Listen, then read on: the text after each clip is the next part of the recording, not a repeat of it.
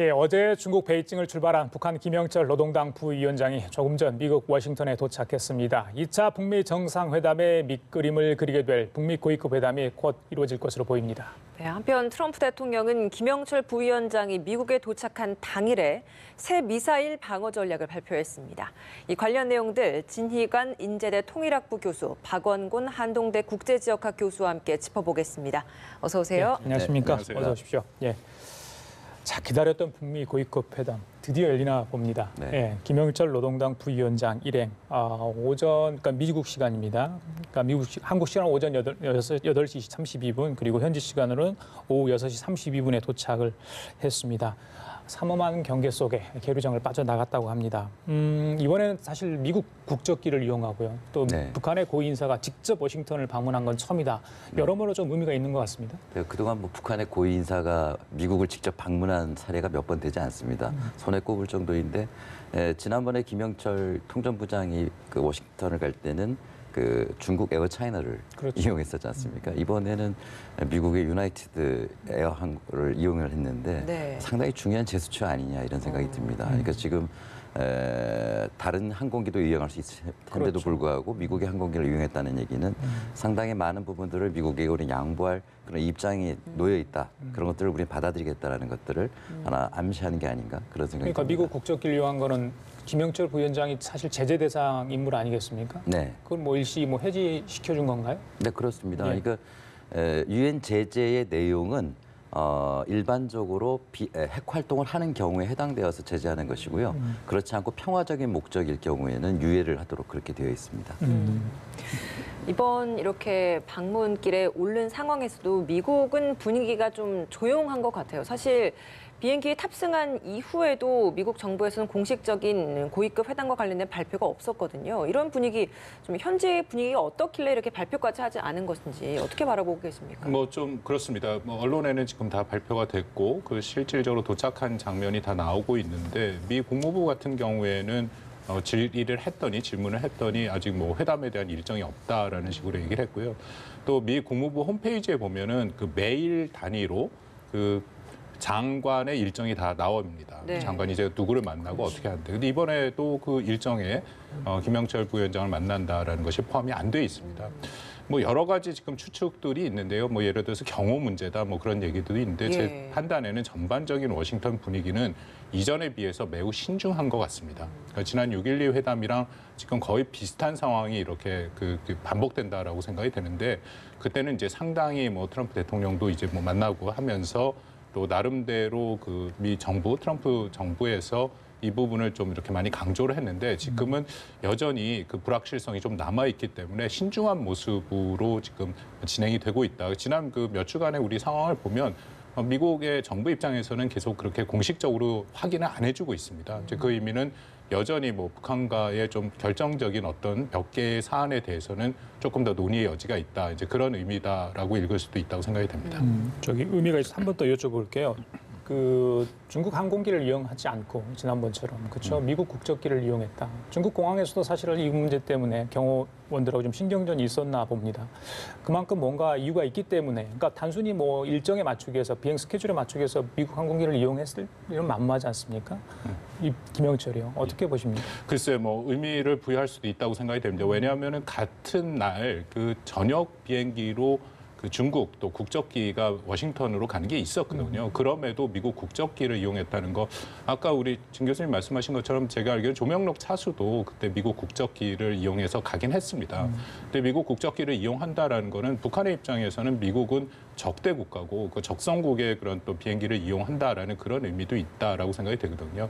그리고 지금 우리 잠깐 방금 얘기한 것처럼 또 검색 과정, 또 보안을 통과하는 과정에서 또 좀 어려움도 있었고, 근데 그럼에도 미국 국적기를 이용했다라는 것은 뭐 이것은 좀 추정이 있지만 뭐 미국에서 그런 것을 좀 요구했을 가능성도 있고요. 특히 뭐 김영철이 지금 제재에는 유예돼서 가긴 하겠지만 워싱턴으로 직접 가는 것은 좀 다른 문제거든요. 지난번에도 제재 문제 때문에 사실 뉴욕으로 갔다가 네. 워싱턴으로 간 건데 이번에는 워싱턴으로 직접 오는 것 대신에 아마 미국이 일종의 조건을 걸었을 가능성도 저는 배제할 수는 없다라고 생각이 됩니다. 그 워싱턴에는 저기 북한의 대표부나 그 없죠. 없잖아요. 예. 예, 공간이. 예. 그러면 어떻게 평양하고 접촉을 하게 되는 겁니까?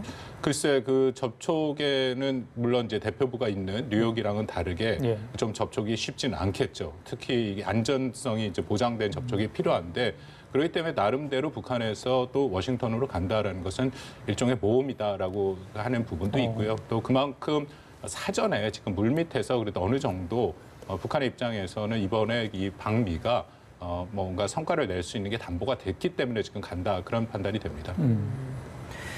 김병철 부위원장이 2박 3일로 체류한다. 원래는 1박 2일이었는데 2박 3일로 늘었다는 것은 그만큼 좀 일정이 추가가 됐다라고 저희가 해석을 해볼 수밖에 없는 건데 네. 좀 가정을 해보기에 아직까지 공식적인 일정 발표된 것들이 없기 때문에 네. 추가가 됐다라고 하면 여기에 뭐가 포함된 걸까요? 그래서 지금 방금 박 교수님 말씀대로 지금 미국 내에서도 이게 고위급 회담이라는 얘기가 없어요. 이 얘기로 보면은 이건 특사 파견이 아니냐 이제 그런 생각이 듭니다. 특사 파견과 고위급 회담은 다르거든요. 예를 들면 반대로 폼페이오 장관이 특사로 평양을 방문했을 때는 김정은 위원장을 반드시 만났었습니다. 근데 세 번째로 갔을 때는 고위급 회담 때문에 갔거든요. 6.16 싱가포르 회담 이후에 네. 그때는 김정은 위원장을 만나지 않았어요. 네 번째 갈 때는 만났죠. 예. 특사였기 때문에. 맞습니다. 그래서 이번에 김영철의 방미는 고위급 회담 때문에 간 게 아니라 친서를 가지고 가는 특사 입장으로 간 것이 아니냐 그렇게 보여집니다. 그렇게 된다면은 이건 워딩이 다를 수밖에 없을 거라고 보여지고요. 그리고 특사라고 한다면 결국 트럼프 대통령과 일정을 조율하는 게 제일 중요한 게 아니냐. 그래서 트럼프 대통령이 일정에 맞추다 보니까 2박 3일로 됐을 가능성이 높지 않을까 그렇게 보여지고요. 예. 실제로 미국에 워싱턴 체류할 수 있는 시간은 24시간 정도밖에 안 되거든요. 물론 지금 도착했습니다만 바로 밤이잖아요. 그럼 내일 아침 우리 새벽 시간인데 내일 아침부터 하루 정도 일정을 잡고 그 다음 날 돌아와야 돼요. 맞습니다. 예. 그렇기 때문에 사실 아마 트럼프 대통령의 그 어려운 일정을 맞추어서 친서를 전달해야 되기 때문에 특사로서의 역할을 다하기 위해서 하루를 더 늘린 게 아닌가 그렇게 해석도 할 수 있을 것 같습니다. 저희 측 그 특파원 보도에 따르면 뭐 CIA 정보국장과의 만남도 있을 것 같다라는 가능성도 점쳐 보던데 이 가능성 어떻게 보십니까? 뭐 그 가능성이고요. 저도 우리 진 교수님 말씀에 동의를 합니다. 왜냐하면 지금 북한의 입장은 고위급 회담을 계속 일종의 거부를 했죠. 11월 8일 날, 맞습니다. 11월 8일에 이제 북한이 내부 일정이 있다 해갖고 그 후부터 지금까지 계속 고위급 회담은 거부가 됐고 네. 실무회담도 마찬가지로 북한이 응하지 않고 있는 상황이거든요. 친서 같은 경우에는 이미 뭐 트럼프 대통령이 얘기한 것처럼 작년 12월 28일 날 받았고 또 그리고 이제 그 답장으로 김정은 위원장한테도 전달이 됐는데 또 친서를 갖고 온다라고 보도가 되는 것은 예. 우리 진 교수님 말씀대로 이것은 이제 2차 북미 정상회담을 확정 지으려는 일종의 계기죠. 그러니까 트럼프 대통령을 만나겠다라는 의도가 있는 거고요. 친서니까 특사니까 만나야 된다. 지난 11월 8일에 그 뭐 결국 김영철 부위원장의 방미가 무산된 것은 그 당시에는 트럼프 대통령을 만나는 거 면담이 확정이 안 됐습니다. 미국 측에서 그것을 확실히 확인 안 해줬다는 얘기도 있거든요. 그러니까 이번에 목표는 지금 말씀하신 것처럼 일종의 고위급 회담을 통해서 어떤 북한 비핵화에 대한 협상을 한다기보다는 2차 북미 정상회담을 확정하는 이제 그런 일종의 이벤트성이 있다라고 생각이 됩니다. 아까 말씀하신 것처럼 이미 실무 차원에서 뭔가 좀 조율이 됐고 폼페이오 국무장관과 김영철이 만나더라도 그걸 뭐 굳이 고위급 회담이라고 규정하지 않더라도 그렇죠. 그런 규정할 필요도 없고 이미 그러니까 톱다운 방식으로 뭔가 양국 정상이 합의를 대충 도출해낸 상황에서 친서를 전달해서 2차 북미 정상회담 스케줄과 장소 등을 확정할 가능성이 크다 이렇게 해석하면 되는 현재로서는 그렇습니다. 이 뭐 회담이라는 게 두 가지로 우리가 예상을 했었는데 하나는 비핵화 협상을 위한 회담이고 또 하나는 말씀드린 것처럼 2차 북미 정상회담을 결정하기 위한 회담인데 지금 전반적인 상황을 보면 결정하기 위한 회담으로 일종의 그런 특사 방문으로 지금 이루어지고 있다라고 볼 수 있습니다. 그럼 이번이 특사 방문이라고 한다면 추후에 고위급 회담이나 뭐 이런 것들이 다시 한번 열릴 가능성도 있는 겁니까? 현재로서는 뭐 고위급 회담보다는 실무 회담 형태로 갈 가능성이 크고요. 실무 회담도 북한 비핵화의 어떤 이렇게 주고받기 그런 것을 구체적으로 논의하기보다는 이제 2차 북미 정상회담을 개최하기 위한 여러 가지 의전 또 어떤 통신 보안 그런 것들에 조금 더 중점적으로 이야기가 되고 역시 이제 큰 단판은 2차 북미 정상회담에서 아마 이뤄질 가능성이 있다고 생각이 됩니다. 예, 실무회담을 하려면 그러면 이번에 이제 트럼프 대통령을 만나고 난 다음에 지금 스웨덴 가 있는 최선희하고 네. 비건 특별 대표가 만나면 이게 실무 협상이 되는 거 아닙니까? 그게 굉장히 중요한 회담이 되지 않겠나 싶은 게요. 아마 이미 대부분 다 결정된 상황에서 김영철은 최종 확인차 방문을 예박을 한 것이라고 볼 수가 있고 아마 실무회담은 스웨덴에서 열릴 가능성이 매우 높지 않겠나 그렇게 보여집니다. 이미 12월 말에 그 비건 특별대표가 한국을 왔다 갔잖아요. 그때 북한과 많은 접촉이 있었던 것으로 그렇게 보여지고 그때 비건에게서 좋은 발언들이 많이 나왔거든요. 제재에 대한 유예를 할 것 같은 그런 얘기들, 또 미국인들의 방북에 대한 그 해제 용의 이런 것들 얘기가 나왔고요. 그리고 지금 최선희 부상이 지금 스웨덴으로 간 것으로 알려지고 있는데 예, 예. 아마 김영철 통전부장과의 오늘 이제 만남이 있겠죠. 아마 만찬이 이어질 걸로 알고 있는데 그리고 나서 스웨덴으로 갈 가능성이 매우 높지 않겠나 이렇게 지금 전망되고 있고 아마 이미 미국의 국무성 팀들이 스웨덴으로 나가 있을 가능성이 높지 않겠는가. 왜냐하면 스웨덴은 미국과도 거리상 가깝기 때문에 어쨌든 한국까지 와서 실무회담하는 것보다는 굉장히 속도 있게 갈 수 있는 그런 곳이기 때문에 아마 스웨덴 회담을 좀 중요하게 주목할 필요가 있을 것 같습니다. 근데 비건 대표 같은 경우에는 이번에 워싱턴에서 같이 머물면서 고위급 회담에 참여를 하고 최선희 부상은 스웨덴으로 갔기 때문에 만약에 이번 고위급 회담 후에 스웨덴으로 비건 대표가 가게 된다면 일정 부분 미국 측에서 좀 쫓아가는 듯한 미국이 오히려 시급해 보이는 그런 시각도 있다라는 해석이 있던데 이거에 대해서는 어떻게 보십니까? 근데 지금 김영철 통전부장도 맞이해야 되잖아요. 그것도 스티븐 비건 그 특별대표가 해야 될 역할이고 오늘 직접 나와서 맞이했습니다. 네, 오늘 예, 맞이했고 예, 예. 그리고 내일 아마 접촉이 있을 수 있겠습니다만 스웨덴까지는 비행기로 5시간 정도밖에 안 되는 거리기 때문에 거의 최선희 부상하고 일정을 맞추는 데는 크게 어려움도 없을 것 같아 보입니다. 물론 꼭 스티브 비건이 가야 될 필요 없을 수도 있어요. 그러나 아마 정상회담급의 논의를 해야 된다라고 한다면은 특별대표가 반드시 가는 게 맞지 않겠는가 이제 그런 생각입니다. 일단 두 분 얘기는 하여튼 트럼프 대통령은 만나는 거 거의 기정사실화 되는 것 같고요. 거기서 친서를 전달하게 될 텐데 과연 친서 내용이 뭘까? 글쎄요. 단순히 인사 정도는 아닐 것 같은 생각이 들거든요. 어떻게 보십니까? 몇 가지 생각을 할 수 있습니다. 일단은 말씀드린 것처럼 친서가 이미 좀 교환이 됐고요. 그래서 그 이전에 교환된 친서의 핵심 내용은 이제 북한이 미국한테 보낸 것은 북한의 비핵화 의지를 다시 한번 확인하는 내용이 있을 거고요. 더불어서 6.12 합의 정신을 살려서 계속해서 대화를 하자. 그리고 가장 핵심은 2차 북미 정상회담을 하겠다. 자기 하고 싶다라는 이제 그런 의지가 표명이 됐을 겁니다. 거기에 대해서 아마 트럼프 대통령이 이제 비슷한 투로 아마 그 친서를 보냈을 것이고요. 예. 이번에 갖고 오는 친서는 그 친서 안에 그 구체적인 어떤 비핵화라든지 그런 내용들이 들어갈 수는 없습니다. 말 그대로 친서기 때문에 예. 내용이 길지 않고요. 그리고 서로 간의 일종의 선이나 서로 간의 의지를 확인하는 그 정도 선이고 또 하나는 또 트럼프 대통령이 워낙 돌출 행동을 하기 때문에 저희가 몇 번 경험을 했지 않습니까? 예. 친서는 공개하면 안 되는데 그게 공개를 하거든요. 예. 그래서 일부 지금 언론에서는 친서에 조금 구체적인 내용이 들어가지도 않을까 했는데 예. 저는 그럴 가능성은 크지 않다라고 생각이 됩니다. 2차 북미 정상회담이라는 일종의 결판을 앞두고 북한이 구태여 그런 것을 또 구체적인 내용을 적었다가 나중에 트럼프 대통령이 공개를 해버리면 이것은 회담에서 불리하게 작동할 수 있거든요. 예. 그래서 말씀드린 것처럼 일종의 이제 2차 북미 정상회담을 확정하는 그 정도 수준에서 잘해보자 그런 친서 내용이 담길 가능성이 크다라고 생각합니다. 그럼 말씀하신 내용을 좀 정리를 해보면 북미 회담을 확정짓기 위한 이번 특사 파견이었고 그리고 그 이후에는 고위급 회담보다는 실무급에서 의전 조율 위주로 만남을 갖는다고 한다면 그 말은 북미 고위급 회담과 관련된 사전 이런 조율이나 이런 내용과 관련된 건 이미 좀 협의가 됐다라고 봐야 되는 겁니까? 그게 좀 어려운 부분인데요. 제 판단에는 구체적으로 협의가 되지는 않았습니다. 왜냐하면 지금 협의 채널이 크게 두 개가 있는데 하나는 우리가 계속 얘기하는 고위급 회담이 있고 또 하나는 실무 회담이 있지 않습니까? 예. 근데 사실은 작년 10월 7일 폼페이오 장관의 4차 방북 이후에 그 두 채널이 공식적으로 가동이 안 됐습니다. 말씀하신 CIA나 통일전선부의 라인이 있다 하지만 그것은 그 두 가지 라인보다 훨씬 밑에 있기 때문에 거기서 구체적이고 또 의미 있는 어떤 협의를 도출하기는 매우 어렵죠.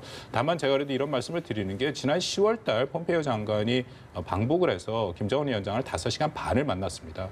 그 다음에 사실 미국과 북한이 한 걸 보면 일종의 장외전을 했거든요. 언론을 통해서. 예. 그 의미는 양측이 서로 입장을 명확히 알고 있다는 거죠. 그래서 이것을 모여서 또 협의를 할 필요는 있지만 상대방의 입장을 알기 때문에 이것은 누가 먼저 어떤 것을 양보하느냐 이제 그 문제만 지금 남아 있다라고 생각이 되거든요. 그러니까 여전히 아직도 그 확실하게 예를 들어서 미국은 제재 면제를 안 한다라는 게 지금까지 입장이고 반면에 북한의 제재 면제가 가장 중요한 거고 또 미국의 입장에서는 북한의 전향적인 비핵화 조치가 있어야 된다 하는데 또 북한에서는 그것을 위해서 미국이 먼저 상응 조치를 해야 된다. 그 부분이 지금 핵심인데 아직 정리가 정확하게 됐다라고 생각지는 않습니다. 예, 2차 북미 정상회담 시기와 관련해서도 여러 가지 보도가 지금 나오고 있습니다. 2월 중순 이런 설도 있고요. 3월 내지 4월 또 장소도 베트남은 맞는데 일단 유력한데 다낭이냐 하노이냐 글쎄요. 시기와 장소, 뭐 장소 관련해서 여러 가지 경호 의존 문제를 좀 고려 사항이 많잖아요. 네. 우리 진 교수님 어떻게 예상을 하십니까? 지금 지난번 싱가포르 때에 비해서는 상당히 많은 그 분들이 그 베트남 쪽으로 의견을 일치하는 것 예, 같더라고요. 예. 그리고 베트남이 보면은 나라가 굉장히 길게 되어 있습니다. 북쪽하고 남쪽하고 한 1,500km 정도 굉장히 긴 나라인데 예, 예. 하노이까지가 평양에서 저렇죠. 약 한 3,000km가 좀 안 됩니다. 2,700km죠. 예, 다낭이 그다음에 3,000km. 다낭, 예. 그다음에 호지민까지는 한 4,000km까지 그렇게 되거든요. 그렇다고 한다면 지금 북미 정상회담이 열리는 도시의 특징이라고 본다면 역시 북미 서로 수교가 되어 있는 나라일 경우에 가장 서로에게 불리하지 않은 공평한 그런 지역이라고 볼 수 있겠죠. 그리고 하노이에 대사관들이 다 있단 말이에요. 그렇죠. 그리고 하노이까지가 비행 거리가 매우 안정적으로 갈 수 있는 거리라고 볼 수 있습니다. 그 북한에 있는 항공기 3가지 종류 중에 보면은 장거리로 가는 일루시는 오래됐기 때문에 노후에서 위험하기 때문에 타지 않을 거예요.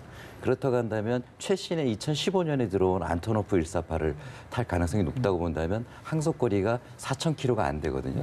그럼 호치민까지 가는 건 좀 상당히 무리가 될 수 있다. 예. 그러면은 하노이나 다낭 쪽이 유력할 거로 보여집니다만 역시 대사관이 있는 그 하노이가 여러모로 보더라도 상당히 의미가 있는 곳이 될 수 있지 않겠는가. 그리고 또 하노이 정가와도 어떤 그 교류가 베트남과도 또 예. 대화가 이루어질 수 있는 뭐 이런 점에서 볼 때도 아마 하노이 가능성을 많은 분들이 지금 예측하고 있는 것 같습니다. 시기는 좀 어떻습니까? 시기는 2월 말 3월 초를 많이 얘기를 하시는데 최근에 그 금강산에서 우리 남북도 만남이 그 설날 맞이 만남이 있지 않습니까? 2월 초에 이게 갑자기 연기가 됐거든요. 그러니까 북측에서 매우 중대한 일로 지금 연기를 요청을 해와서 2월 중순으로 넘어갔어요. 그것도 김정일 생일 광명성절 바로 앞두고 2월 13일경으로 이렇게 넘겼는데 그래서 일부에서는 1월 말에 열릴 가능성도 지금 얘기를 하고 있거든요. 그래서 모르겠습니다. 두고 봐야 될 것 같은데. 박 교수님도 좀 시기와 장소 얘기 좀 해주셔야 될 것 같아요. 장소는 저는 다낭도 장소 중에 하나로 지금 강력히 고려가 되고 있다라고 생각이 됩니다. 다낭에 좀 장점이 있죠. 일단은 이 의전뿐만 아니라 또 경호가 다낭이 훨씬 더 편하다라고 알려져 있습니다. 하노이는 뭐 가보신 분들이 많이 있겠지만 저는 둘 다 가봤습니다만 다낭은 딱 휴양 도시고 딱 예. 계획 도시이기 때문에 또 많은 그 리조트가 있고 싱가포르랑 비슷한 느낌이거든요. 그래서 훨씬 더 이동 거리나 또 여러 가지가 좀 편리한 게 있고 결정적으로 베트남 정부는 이른바 이제 싱가포르 효과라는 것을 다들 경험을 했기 때문에 이것이 굉장히 큰 홍보 효과가 됩니다. 그러네요. 다낭은 또 한국 우리 국민들이 많이 가는 휴양지이기도 하고요. 그래서 다낭을 강력히 추천하고 있다. 뭐 에이펙 회의도 했기 때문에 충분한 인프라는 가능하다라고 생각이 되고요. 시기는 최소한 지금 결정이 되더라도 여러 가지 지금 말씀드린 의전, 뭐 경호, 통신 그런 것들을 고려를 한다면 한 5, 6주 정도는 또 준비 기간이 필요치 않을까 생각이 되고 예. 또 하나의 지금 변수는 미국이 셧다운이 있지 않습니까? 그 셧다운이 빨리 끝나지 않는 한 말 그대로 실무 준비는 실무자들이 움직여야 되는데 지금 미국이 많은 부분 그게 마비가 된 상태입니다. 그래서 조금 더 늘어질 수 있다라고 생각이 되고요. 그래서 저는 아무리 빨라야 2월 말 아니면 3월 달 그 이후로 넘어갈 가능성도 있다고 생각이 됩니다. 예, 그리고 하나만 더 여쭤볼게요. 김용철 부위원장이 도착을 했는데 트럼프 대통령이 국방부 청사저희 펜터건에서 새 미사일 방어 전략을 발표했습니다. 글쎄요, 이건 어떻게 좀 해석을 해야 됩니까? 미묘한 시점이다. 뭐 미국 언론은 이야기하는데. 네, 굉장히 미미한 시점에 그 발표를 했는데요. 예.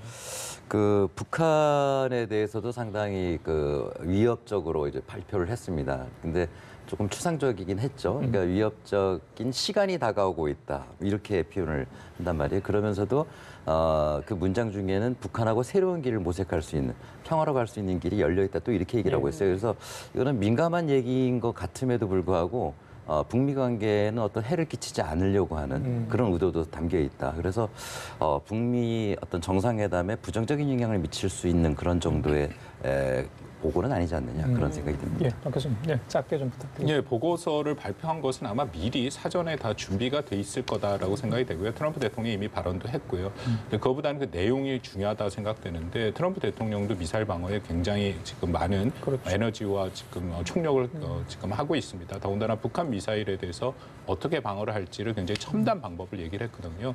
이 부분은 매우 중요하다고 생각됩니다. 한국과 한미 동맹이 미사일 방어의 능력을 확충할수록 저는 북한이 북한이 미사일을 가질 이유가 점점 줄어든다고 생각하거든요. 그리고 방어용 무기이기 때문에 그래서 한국도 이 부분에 대해서 미국과 적극적인 협조가 저는 필요하다고 생각합니다. 예, 알겠습니다. 자, 지금까지 진희관 인제대 통일학부 교수, 박원권 한동대 국제지역학 교수 두 분과 함께 얘기 나눠봤습니다. 고맙습니다. 감사합니다.